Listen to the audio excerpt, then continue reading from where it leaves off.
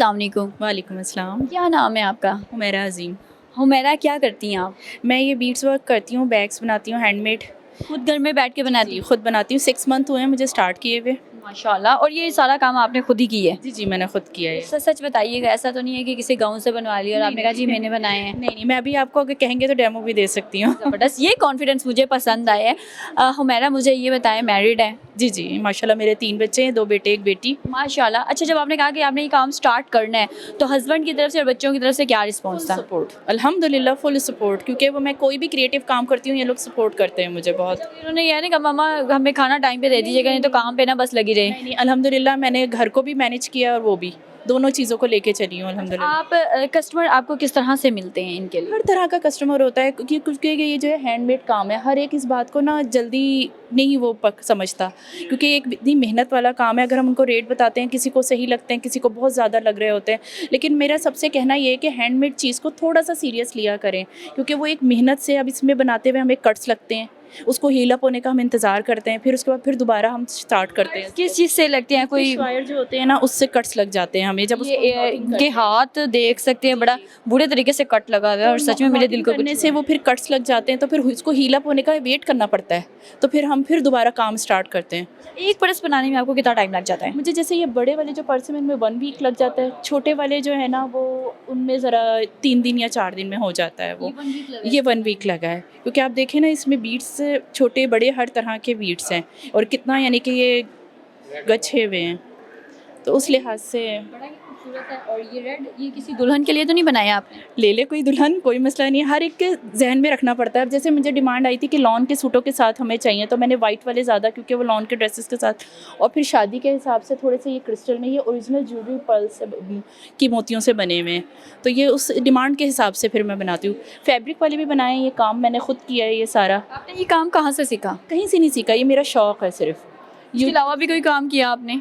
मैं इसके अलावा अपना जैसे अपने कपड़े एम्ब्रॉयडर्ड कर लेती हूँ, और जैसे डिज़ाइनिंग वगैरह कर लेती हूँ, मुझे शुरू से ही शौक़ है, तो बस मैं अपने साथ लगी रहती हूँ। ज्वेलरी मेकिंग भी मैंने अपनी बहू के लिए ख़ास तौर से बल्कि ज्वेलरी भी बनाई है। माशाल्लाह, बड़ी खूबसूरत जो है वो ज्वेलरी बनी हुई है। छोटे छोटे जो है की चेन है, छोटे छोटे पर्स जो है ये बनाए हुए हैं। जी, तो इस तरह अच्छा, मैडम मुझे बताएं, शादी को कितना टाइम हो गया आपकी? माशाल्लाह 26 साल हो गए। मेरे बड़े बेटे की शादी हो गई है। माशाल्लाह। दादी कहीं से भी नहीं लग रही हैं, ये यकीन माने, इतनी यंग है। अभी आने वाला है पोता भी मेरा। माशाल्लाह, इतनी यंग है। क्या खाती हैं आप? कुछ भी नहीं फेयर खाती। लवली तो नहीं खाती? नहीं, बहुत छोटी उम्र में शादी हो गई थी शायद, इस वजह से। आपको क्या लगता है छोटी उम्र में शादी होनी चाहिए, थोड़ा मेच्योर होकर होनी चाहिए? मैच्योर होके। छोटी उम्र के जो शादी है उसके नुकसान क्या है? नुकसान क्या है? मैं नुकसान ये बताऊँगी, एक अपनी जो लाइफ होती है ना, एक जो टाइम होता है जीने का, उस टाइम जैसे लड़की को एक होता है, वो चीज़ नहीं मिल पाती। आप जल्दी मैच्योर होना पड़ता है, आपको देखना पड़ता है, ज़िम्मेदारियाँ आपके ऊपर बहुत ज़्यादा आ जाती हैं। जो आपकी वो उस टाइम की लाइफ है ना, वो नहीं जी पाता, उसका फिर रिग्रेट रहता है।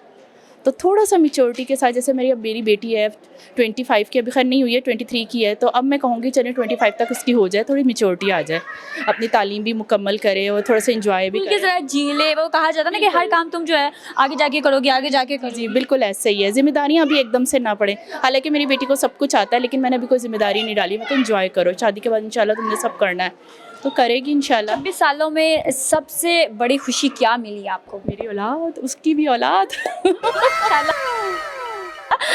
दादू कहते हैं ना, वैसे कहते हैं असल से ज़्यादा सूद प्यारा होता है। बिल्कुल ऐसा ही है, बिल्कुल ऐसे ही है। अभी वो आएंगे, आपको नहीं पता वो क्या है हमारे लिए। अल्लाह ताला आपका साया उन पे हमेशा सलामत रखे।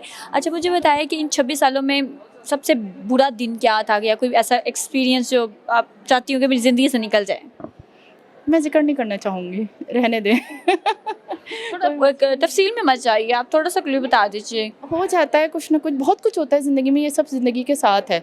बात तो ये कि आपने उसमें से निकलना कैसे है, और निकलना बहुत बड़ी बात होती है। आप अगर ठहर गए या पीछे हो गए या अपने माँ बाप को सताया, वो गलत होता है। अच्छा, मेरा बात ये है कि अब पहले जो शादियां थी वो चल रही हैं, और माशाल्लाह जिस तरह से भी चल रही हैं उसमें कहा जाता है कि औरतें ज़्यादा बर्दाश्त करती हैं, जिसकी वजह से शादियां चल रही हैं। आजकल जो है अफरा तफरी का दौर है, लोग तलाक़ों की तरफ से जा रहे हैं, खुला वो ज़्यादा है। आप क्या समझती हैं कि खुला की ज़िम्मेदार कौन है, लड़की है या लड़का है? दोनों बैलेंस लाइफ होनी चाहिए। देखिए, कॉम्प्रोमाइज़ करना पड़ता है, कोई भी रिश्ता हो। आप बहन भाइयों का ले लें या बच्चों के साथ ले लें, किसी कॉम्प्रोमाइज़ करना पड़ता है, बैलेंस रखना पड़ता है, थोड़ा सहना भी पड़ता है, अच्छा वक्त भी आता है, हर वक्त बुरा वक्त नहीं रहता। तो बेहतर ये है कि आप उस चीज़ को वो कर लें, ना कि आप उसको खुला लेके दुनिया वालों के हाथों में आ जाएं। आप औरतों को कहना चाह रही हैं कि औरतें सब्र करें और बर्दाश्त करें। काम डाउन हुआ, क्योंकि आजकल ज़्यादा हाइपरनेस आ गई है। मैंने नोट किया है, फ़ौरन ही अपने आप को ना कि हमने ये नहीं करना, ये इस्लाम में नहीं है, ये उसमें दीन में नहीं है। कुछ अदब, एहतराम, कुछ इज़्ज़त, ये सब चीज़ें भी मैटर करती हैं। दीन को अगर लेके हम गलत तरीके से भी लेके चलें तो उससे भी मामला ख़राब हो जाते हैं। तो बेहतर ये है कि थोड़ा सा बैलेंस रखें, थोड़ा काम डाउन हो, थोड़ा टाइम दें। हर चीज़ को टाइम देना पड़ता है, दूसरों के दिलों में घर करना पड़ता है, ये सब जगह है, हर जगह इस तरह करना होता है। तो ये थोड़ा सा अपने आप को तसल्ली में रखा करें, हाइपर ना हुआ करें।